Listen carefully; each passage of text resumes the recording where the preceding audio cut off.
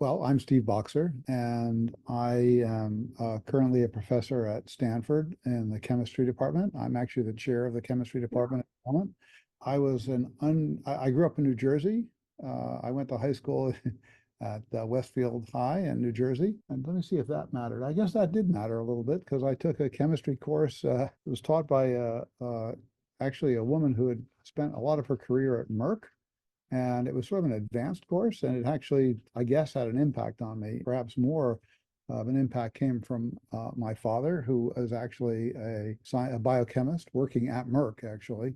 Uh, the part of New Jersey I grew up in is very close to where the Merck research laboratories are. And so I got a lot of, sort of help. I had a lab in the basement and, blew up various things. And my father provided me with all kinds of stuff that would be completely illegal now. So I guess that's probably the biggest influence. So I was an undergraduate at Tufts University, which is in the Boston area. It's sort of a medium-sized university, so it's not like one of the Ivy Leagues, and it's also not a big state school, so it's sort of in between. It's a little bit more like Pomona or something like that, I guess. Oh, okay. Yeah, yeah. Though it does have a graduate school, so it's not just an undergraduate institution. It has a medical school as well. It's a great place. I'm a great fan of it. I'm not a great fan of Ivy League schools, so Tufts is a great place, and it really is focused mostly on undergraduates, and so maybe that's relevant. So you should look at Tufts. Yes. It's a very strong institution. I don't think I'd get in now. It's much harder to get into now everywhere than it was. Mm-hmm. And I was never a particularly strong student. My interests have always been very wide-ranging, and so I was never quite sure what I wanted to do. I went to Tufts sort of thinking I would do something in science. What really had a big impact on me, it's that Tufts had a grant, I guess, from the Ford Foundation for an integrated science curriculum for incoming freshmen. And a couple of us, we was self-selected. There were like 20 students, but there were a group of faculty who sort of taught science in an integrated fashion. This has had a huge impact on my way of doing science and my way of doing research. Yeah, and when you say integrated, could you elaborate a little bit more on what that means? First of all, the faculty all sat in with the 20 of us, all the faculty. So there were 4 or 5 faculty, and it was Monday, Wednesday, Friday calculus, because back then calculus wasn't taught in high school. Tuesday, Thursday, Saturday, no Saturday classes anymore, was physics. This was the first semester. And then 2 labs in the week, and those labs were both biology labs. And the biology labs were based on sort of physics. So it was kind of physical principles. I remember, how snakes move, how your arm moves, all kinds of things, which had a big impact on me because I'm sort of working now at the interface of physics and biology and chemistry. We call it biophysics. And then and that continued. It was that kind of integration. So I never took any of the big introductory chemistry courses, which are particularly miserable, having taught them. um, Yeah. which are dominated by students who want to go to medical school. It was, and of the 20 students in that class, I think 4 ended up becoming, well-known professors in various institutions. Wow. Unbelievably large fraction. So, it's a great way to do education. The problem is it's very, very rare. And in the case of Tufts, it was something that they could only afford when they had this grant. It's a very expensive way to do education to have that many faculty for so few students. Programs like this do exist now. There's a program like it at Northwestern. There's also a program like it at Princeton, where they've also brought in a little bit of engineering. I think Northwestern has as well. I think both still exist, but it's a very unusual concept. And I think it's the right way to do things because Yeah.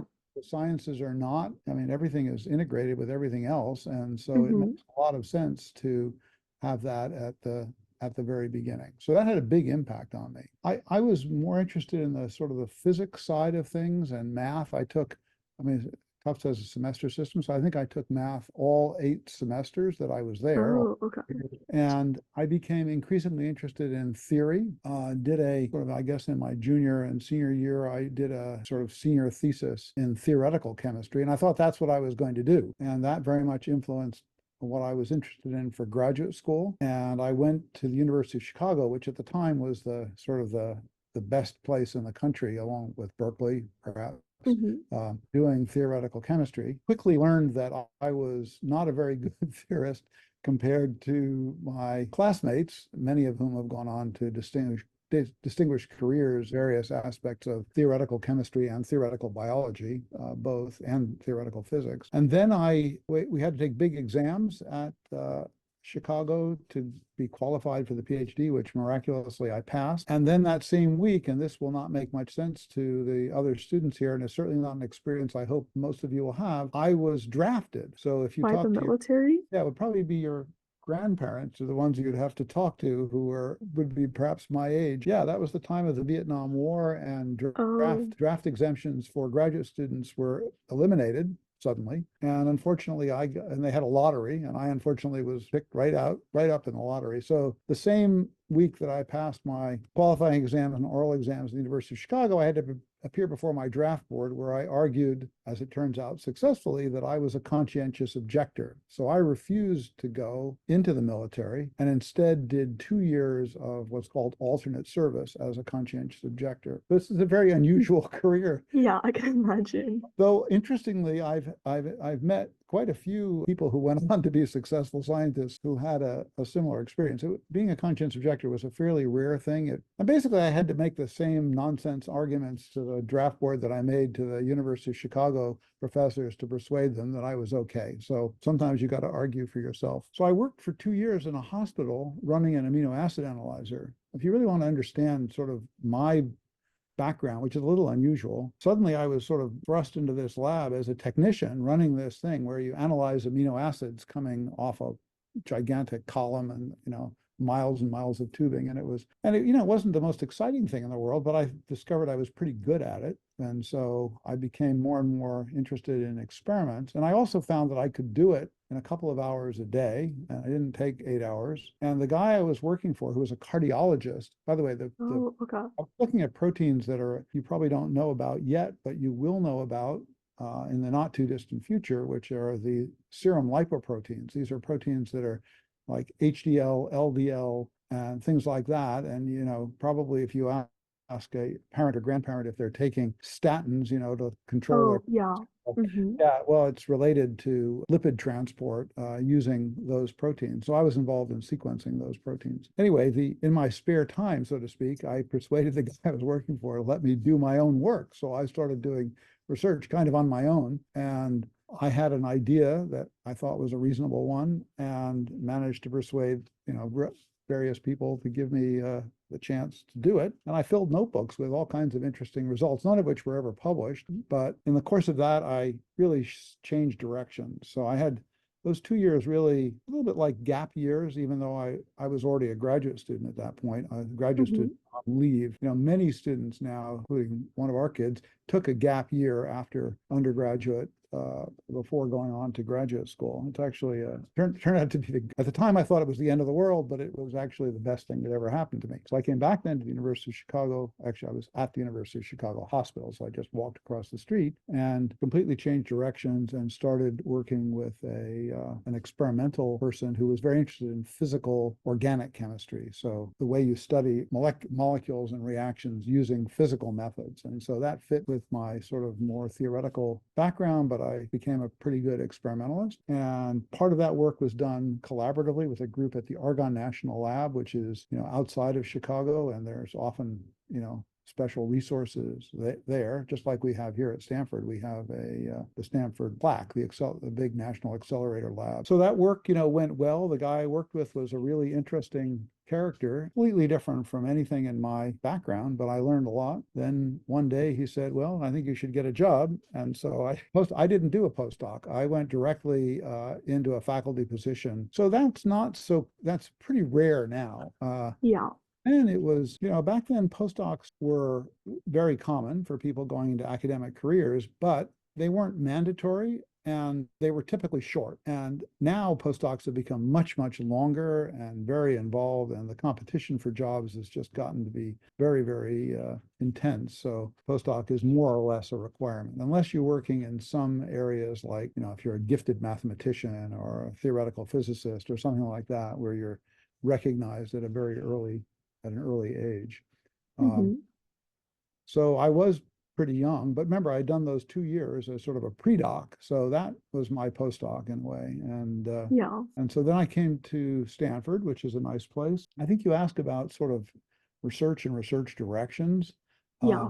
And I can tell you that, the people I talk to now, people just starting out, seem to know what they want to do. I actually didn't really know what I wanted to do. I had some pretty vague ideas, and somehow Stanford was willing to let me get started. Things got started very slowly. I completely changed directions from what I had originally planned to do. I never worked on any of the things I proposed. Other people did. In fact, it started fields. At least in my case, and I don't know that this is general at all, I've never really had a very clear idea of where I was going or why I was going there. Things just sort of happen organically. And we have the great fortune here of having exceptionally strong graduate students, undergraduate. Yeah. And, and it's undergraduates too, not just graduate students, but mostly graduate students and postdocs. And in many ways, I've sort of, laid a broad vision of where I think things should go. And then they come up with all kinds of ideas. And so every couple of years, things change. And so if you look at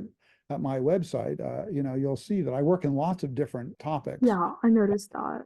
And they're all at the interface now. And this was not when I started out, I had no interest in biology. I'd never, except for those 2 years of experience working in the hospital, I'd never really had much experience working with biological things, but I learned a lot in those 2 years, a lot. I can imagine. And it was all new to me. And it turned out to be the most valuable background. And so starting after about 2 years, I decided that I really would be interested in more biological systems. Initially, it was photosynthesis. That was where we started. And then out of that grew many other areas. Photosynthesis takes place in a membrane. So I've got a part of my group that works on sort of mimics of biological membranes. Here's sort of the work on photosynthesis. This is an integral membrane protein where electron transfer happens. It's obviously a very important protein, and we've been studying that basically since the earliest days of when I made this change. And what happens in photosynthesis is you take neutral molecules and you separate charge by doing electron transfer. So you produce charged species. And that made me wonder how proteins generally accommodate charged species, because that's a very common situation, let's say in enzymes and in any protein obviously involved with electron transfer. And so that led us to what is now the dominant area of my lab, which is understanding electrostatics, electric fields inside proteins. And this has now been generalized to essentially all systems in the condensed phase. On photosynthesis, as I'm sure you guys have learned at some point, chlorophyll molecules are sitting inside a protein. That's what makes a tree green. And I wondered about how the chromophore interacts with the protein and how the protein affects the color of chromophores. And that led us to introduce very, very early on the use of site-directed mutagenesis to molecular biology into my lab. That was a completely new area. This was way, way back in the early 1980s when there were essentially no academic labs. Most of this was going on in biotech companies. And we were one of the very first labs cloning and expressing and then mutating proteins. And that's very much an integral part of our lab. But now, of course, everybody in the world is doing that. You guys have probably had some experience with molecular biology. A little bit, yeah. Understanding protein chromophore, the colored part of the molecule interactions led me to an interest in green fluorescent protein just at the time when it was first shown that GFP. The GFP, well, here it is, that could be expressed in organisms other than the original jellyfish from which it came. And so we did the original experiments on GFP, which really explain colors and explain in the excited state chromophore of GFP does excited state proton transfer. This turned out to be a very important and influential discovery. And more recent work has involved these proteins where we cut them. We call those split proteins. I'd have to give you a whole talk to explain what that's about. But again, but you see that, so everything is connected. So, there's the photosynthetic reactions there. It's an integral membrane protein. And so we tried to assemble this protein on surfaces, and I had reasons why I thought that might be interested. That didn't work. And then I had a very talented graduate student who introduced me to lipid bilayers that can be assembled on surfaces. He's now a professor in Berkeley. That then just took off and became a completely separate part of my group. So each one of these things sort of has its origin back here in the reaction center, but sort of morphed into something else. And then, smart people sort of took off and did interesting things. And so now we're kind of working on all these things at once, which is a little crazy. They are interrelated, but the methods and so on for each of these areas are quite different at this point. Do you mind going over like one specific research topic in a little bit more detail? I think it was enzyme catalysis. Yeah, If that's how you say it. sure. That's this topic here. Yeah, that's Yeah. now the primary concern. So our work in this area had its origin in developing methods to probe electric fields inside proteins, or more generally inside matter. And you might think, well, what in the world's that about? I think of electric fields, with electrodes and so on and so forth, and nothing to do with that. It has to do with fields that are created by matter itself. And the reason for that is not so complicated. Matter is made of electrons and protons. And if you're near to a molecule, you're going to feel the electric fields from those electrons and protons. If you're not very near, then you won't feel it, okay? But if you're at the active site, let's say, of an enzyme, and you're involved, let's say, with a substrate hydrogen bonding to the protein, it turns out the fields that are created by hydrogen bonds, in particular, something we've spent a lot of time on, can be really big. And those fields then can affect the rate of reaction. You have this, I don't have a picture here to show you, but there's, the typical picture of a reaction going through a transition state. That's the basic concept. Even though nobody's ever seen a transition state, we have that idea in our mind. And what a catalyst does is it lowers the activation free energy for the reaction, but the reaction is still the same reaction. It just happens a lot faster, and often catalysts with very high specificity. Because the transition state, let's say you break a bond, you're actually moving electrons around, right? You're actually changing the electrical properties of substrate for the reaction. And in the transition state, you're moving things around. And if there's a field created by the environment, by the organized environment in the protein, then that field greatly accelerate the reaction. And we were the first to actually measure what those fields were, and then show that there's a direct connection between the magnitude of the field and the rate of catalytic reaction. And that that concept and the measurement of fields has really now percolated through all areas. I was just at a meeting a few days ago in the East Coast, and people are using this to study batteries. They're using it to study all kinds of reactions, not just biological reactions, but it's most relevant, I think, in areas like enzymes. People have known for a long time that reactions depend on solvent polarity, and solvent polarity is actually, it's sort of a useless word. It just means, water is more polar than hexane or something like that. Okay. Yeah. But what's really happening is that the solvent creates an electric field. And so it's been known for many years that reactions that have polar transition states are faster in more polar solvents. So that's not a new concept at all. But it just didn't, the pieces hadn't been put together right. And so we put the pieces together, I think, right. And I think that concept now is, it was initially not accepted by the enzyme community, but I think now it's largely accepted. And we're now showing this to be an important concept in most, not all, but most enzymes. And then it becomes a principle for designing new and better enzymes in principle. Well, there's another aha associated with this, and that is, this goes back now to my days as a failed theorist. Nowadays we can do simulation of the properties of proteins or solvents with greater and greater accuracy using high speed, because computers have gotten better faster than the rest of us, basically.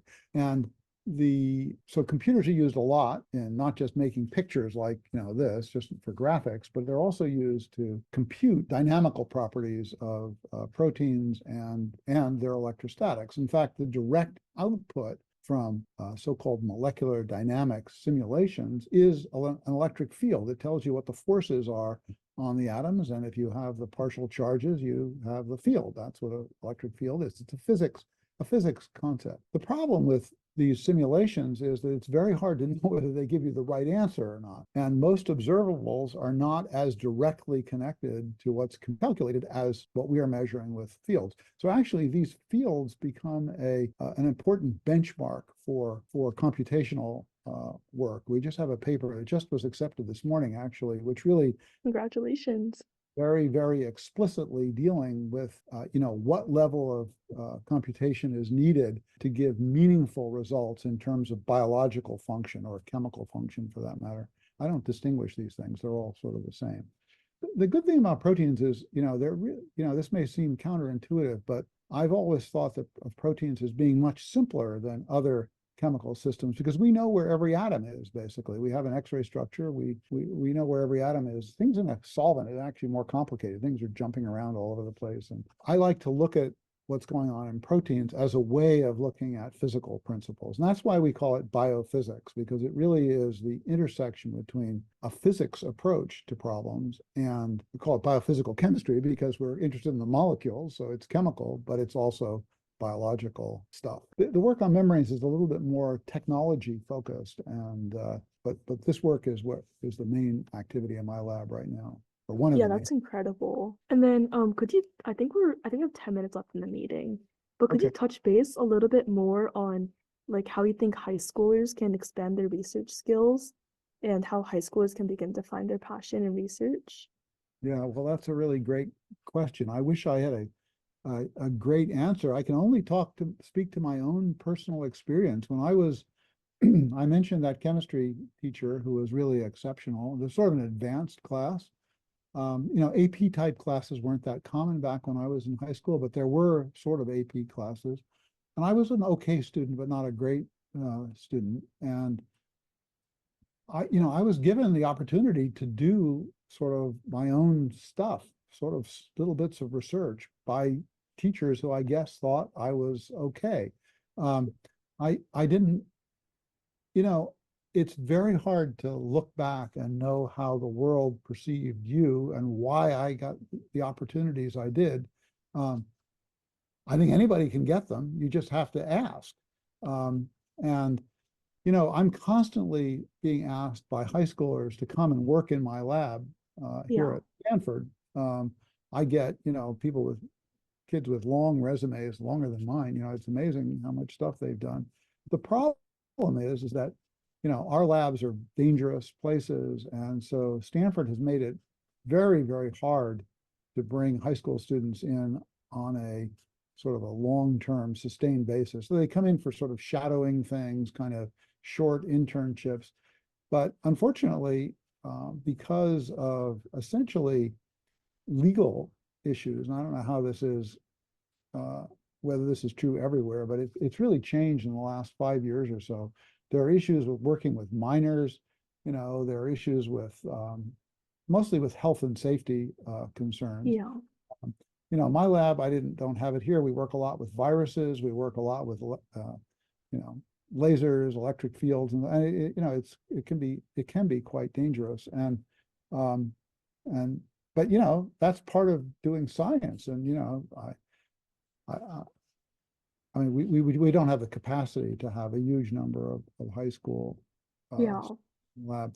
But you can do stuff in high school. I mean, I did stuff in high school. You don't have to actually understand everything. You just have to sort of be exposed to it. Now, the problem is you guys are potentially exposed to too much. I mean, you just go online, you can watch a regular seminar that I gave on YouTube if you want. Mm-hmm.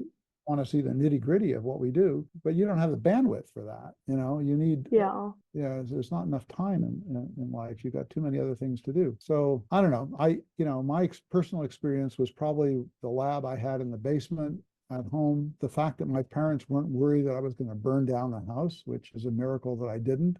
Yeah. And each person is different, and I don't think there's a general formula. I'll tell you one quick story. So a couple of years ago, my wife and I and two other couples at Stanford, were both members of both partners were on the faculty at Stanford. were asked to speak to postdocs at Stanford about careers and how you decide, and the question you're asking. Mhm. And so there were 6 of us up there, and I don't know, for whatever reason, my wife pushed me to start, giving basically the story I've just given you. And then every single person had a completely different trajectory. It was like a bunch of bumblebees sort of crashing into each other. There was absolutely no rhyme or reason to anybody's career. Things just sort of Oh, happened. There wasn't any of the 6 of us. I mean, all the postdocs were sitting there taking notes, and I'm thinking, well, this is useless. You're not going to learn anything from this. Every one of us had a different trajectory. And I think it's being kind of open and flexible and curious. Those are the important things, and the rest will take care of itself. You don't need to have a plan in mind. Nobody's got life isn't like that. yeah. Ask your parents, ask your grandparents. I doubt very much that they'll tell you, oh, I knew exactly what I was going to do, and I did exactly that. It just doesn't work that way. Hmm. But I'm sure what they'll tell you is that, things worked out when they were flexible and open to new opportunities. And then, of course, you have to take them. And you have to have the judgment. This is all I don't do anything anymore in the lab. I just, tell people what to do or try to coach them along. And that's my role, is sort of steering them, guiding them, not that, they're not technicians. They're Yeah. independent scientists. And that includes undergraduates, by the way. There are we have some super talented undergraduates at Stanford. A lot of these people go on, if I look at the people who worked in my group, they go on to very, very diverse careers. Some go on to medical school, some go to law school, got several patent attorneys. Wow. One of my former students just became the president of the American Natural History Museum in New York City. He was a university president before that, and he was a chemistry professor before that. So, that's an example of a career that's about as Oh, unpredictable yeah. as you can get. So I would worry less about sort of careerism and more about curiosity and openness to interesting things. How's that? Yeah, and chasing down your passion. Yeah, this passion thing. Everybody talks about passion. I know, and it's funny because until I was in the admissions business, I'd never heard about all this passion stuff. It's really curiosity more than anything, and I think curiosity is the thing that I would focus on. It's just very hard to tell Hmm. someone to be curious. That doesn't help. So we talk about passion, whatever that means exactly. I hope it's useful.